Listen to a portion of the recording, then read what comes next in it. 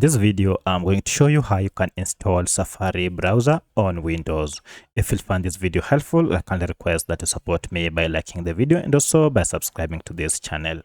Alright, so if you want to install this common Mac browser called Safari on your Windows computer, it is pretty simple.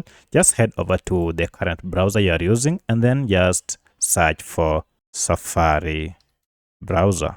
And this will take you to this Safari browser page. And I'll go ahead and click on this Safari free download. Now this will take you to this download page, and from here you are told this is Safari for Windows. And you can see here we have quite a number of versions. You can go ahead and choose the one that you prefer. You can see this is the latest version and it's available for download. Now before you download, you can go ahead and choose for the specific device that you want to install. For my case, it is already selected Windows here. Now from now, go ahead and click on download, and this will download the Safari browser directly to your computer. Now you can see the download is here and it is done.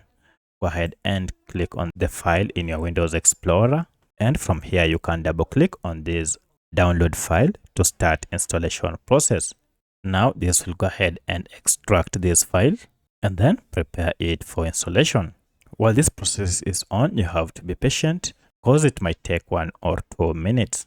Now here you can see it is finished, and now I'll go ahead and click on finish. At this point, you may want to go ahead and restart your computer, and once you have restarted your computer, now you'll be able to see your browser amongst your shortcuts. So that's how you can install Safari browser on your Windows computer.